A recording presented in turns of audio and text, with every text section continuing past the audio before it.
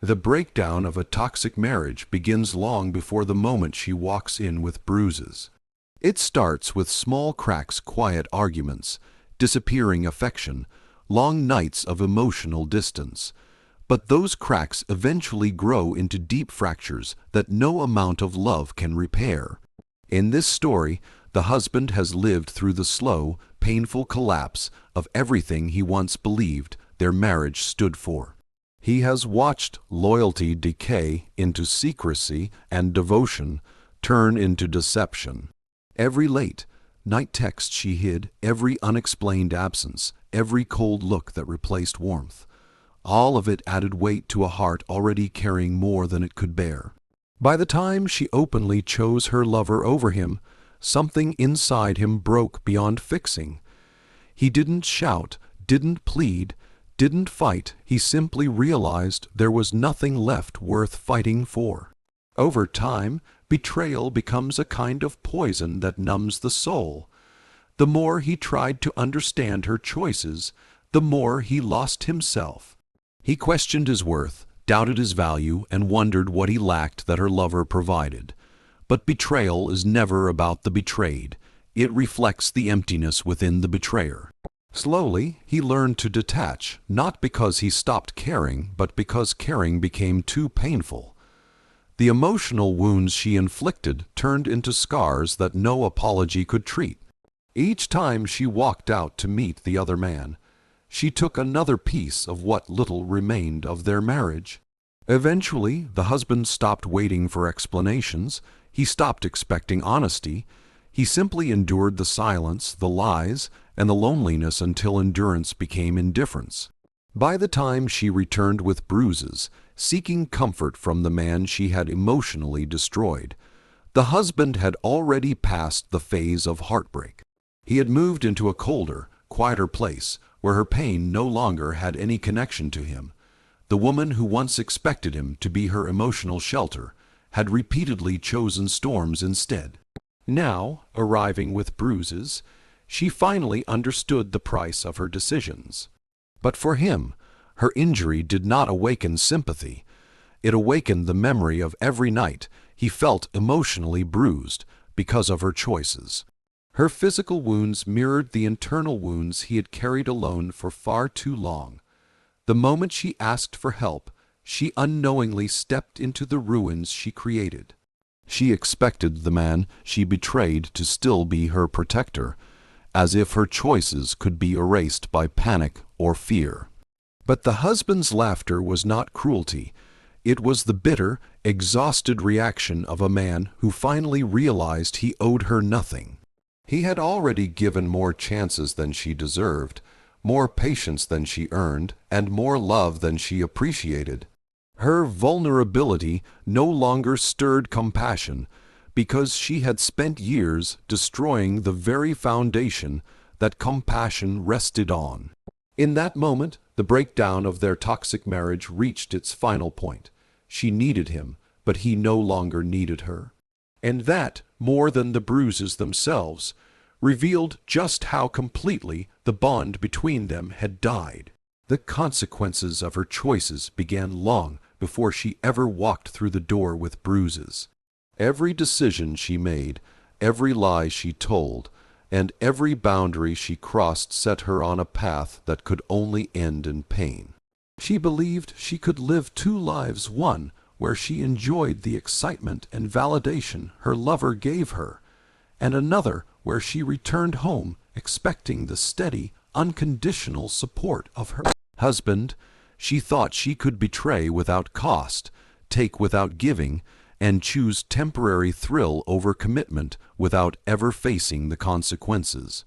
But life has a way of making people confront the reality they try to escape, and the bruises she returned with were the physical manifestation of the emotional damage she had already unleashed on her marriage. She chose danger disguised as passion. She mistook manipulation for love and impulsiveness for adventure. Her lover, who once made her feel special, confident, and desired, eventually revealed the darker side she had ignored. The same thrill that pulled her in became the threat that harmed her. She traded stability for volatility, believing she could control the outcome. But when she stepped into that world, she underestimated how quickly admiration can turn into aggression and how fragile her position truly was. She thought she had power over the situation, yet in the end, she was the one left physically hurt and emotionally shaken.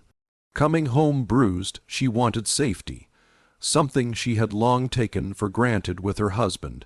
She expected him to catch her when she fell, just as he always had in the past. She assumed that no matter how deeply she cut him with her betrayal, he would still be her refuge. But consequences do not fade simply because fear enters the picture. Her plea for help was driven not by love or remorse, but by desperation. She never imagined the man she left behind emotionally, mentally, and romantically would reach a point where he no longer felt obligated to protect her. The deeper truth is that her consequences hit hardest because she believed she was untouchable. She never expected the same man she betrayed to become indifferent. She expected tears, confrontation, anger, even protection, but not laughter. His reaction shattered the illusion she created in her mind. She finally realized that in choosing someone else over her husband, she didn't just hurt him. She destroyed the foundation she relied on for safety. The irony is that she looked for something more exciting, not realizing that excitement built on betrayal is always temporary. The thrill fades, the lies multiply, and eventually reality sets in. Her bruises were not just marks from her lover's hands, they were symbolic reminders of how far she had fallen from the person she once was, and how much she had lost because of her choices. In the end, the consequences she faced were not simply physical. They were emotional, psychological, and deeply personal. She had lost the only person who ever truly cared for her, and when she needed him most, she discovered that her actions had consequences she could no longer escape. A power shift in any relationship doesn't happen overnight. It builds slowly, silently, and often without either person realizing it. For years, she held the emotional power in their marriage. She decided when to give affection and when to withdraw it. She decided when to be honest and when to lie. She decided when to stay home and when to leave to meet someone else. Every time she cheated, every time she dismissed his feelings, and every time she manipulated his patience, she reinforced the belief that he would always stay, no matter how badly she treated him. That belief gave her complete control. She felt untouchable, convinced that her husband's love made him weak. But the strange truth about emotional power is that it can flip the moment one person stops caring. For the husband, the shift began not with anger, but with exhaustion. At first, he tried to understand her, tried to fix things, tried to save their marriage. He begged for honesty, asked for commitment, hoped she would return to him emotionally. But every unanswered question, every cold dismissal, and every betrayal drained his willingness to fight. Eventually, his heart stopped reacting.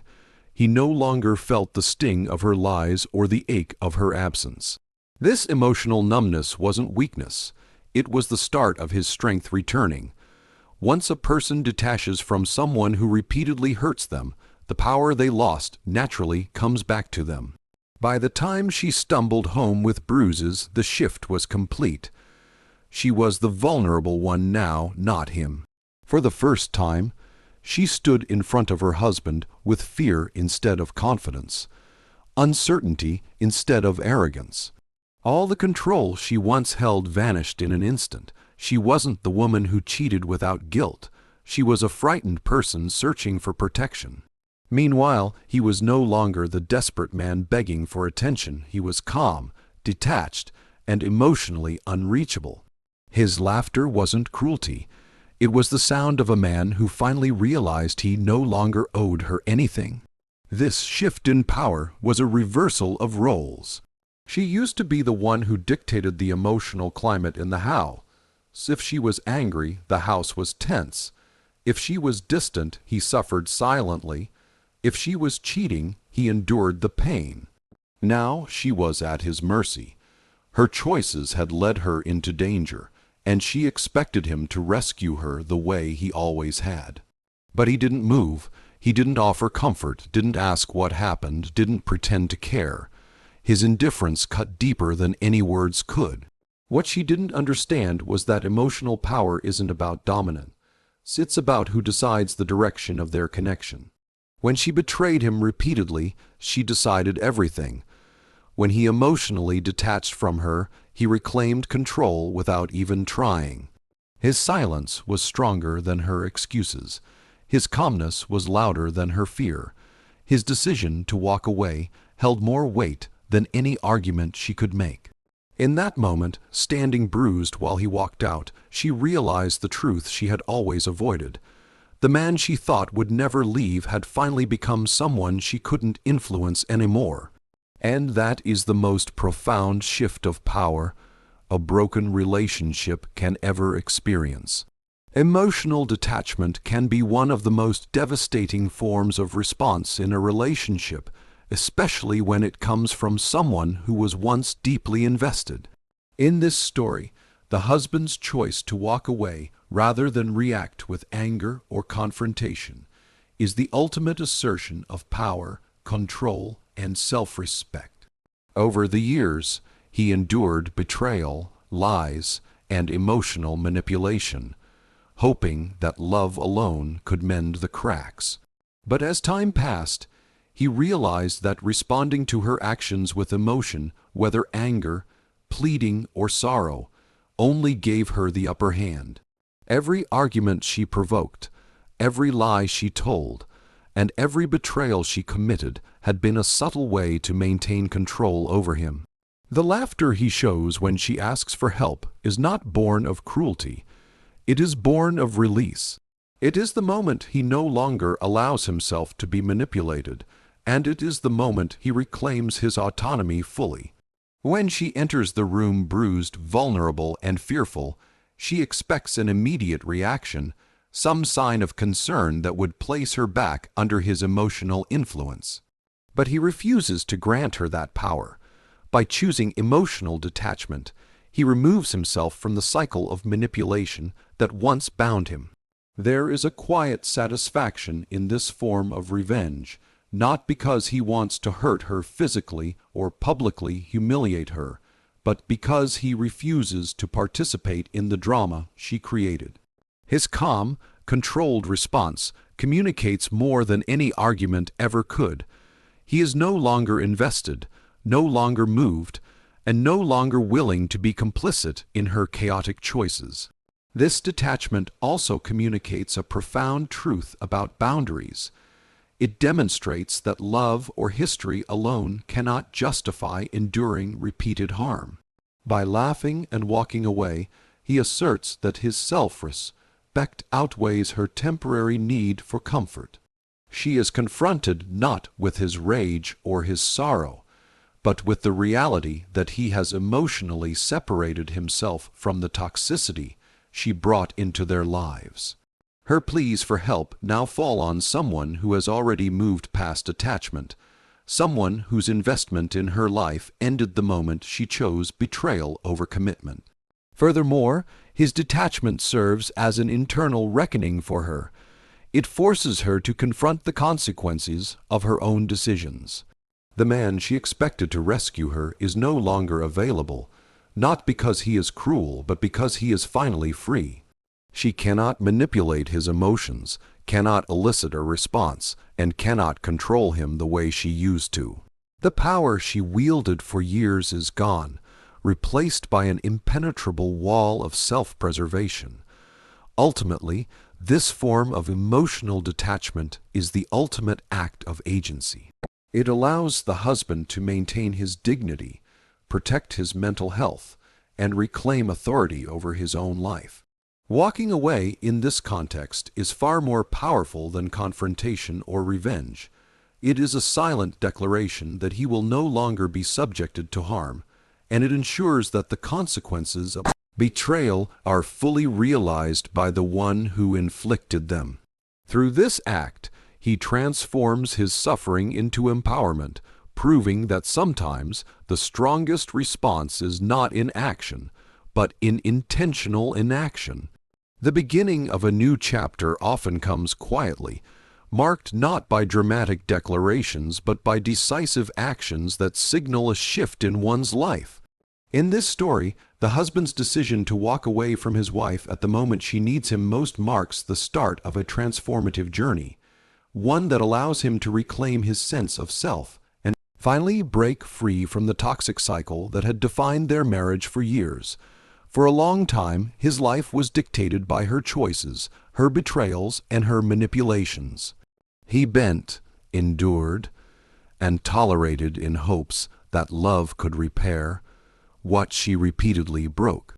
But by the time she returned bruised and begging for help, he had reached the point where he could no longer justify sacrificing his peace and dignity for someone who had consistently disrespected. Both walking away is not a simple exit. It is the first step toward self-liberation. This new chapter is defined by clarity and self-awareness. He has recognized that he does not owe her comfort, forgiveness, or protection. The years of emotional labor he poured into a relationship that never returned it have taught him that his value is not measured by how much he can tolerate someone else's cruelty. By leaving, he establishes a boundary that had been absent for too long. His exit is not an act of vengeance in the traditional sense. It is a conscious choice to prioritize his emotional and mental well-being over a relationship that has consistently brought him harm. In doing so, he begins to rewrite the rules of his life, choosing self-respect over obligation, freedom over resentment, and peace over chaos. Her presence at the moment of his departure serves as a mirror, reflecting the consequences of her own actions. She had relied on his unwavering patience, his forgiveness, and his loyalty, assuming that his love was infinite and unconditional. But she now encounters the harsh reality that her choices have consequences. The man she once controlled, manipulated, and hurt has become unreachable not because he is indifferent to her suffering, but because he has learned to protect himself from repeated harm. The realization that she can no longer command his attention or elicit his compassion is a powerful, sobering truth. It is in this space that the finality of their relationship crystallizes, marking the end of her influence and the beginning of his independence. The husband's new chapter is not solely about leaving. It is about transformation. With the weight of betrayal lifted, he has the opportunity to rebuild his life according to his own values and desires. He can focus on personal growth, self-respect, and the pursuit of happiness untainted by toxicity. Each step he takes away from her is a step toward empowerment, proving that liberation is not merely the absence of conflict, but the presence of self-determination. This moment also serves as a turning point in emotional maturity. He has learned that closure does not always come from confrontation, apology, or revenge. It can come from the simple, courageous act of walking away.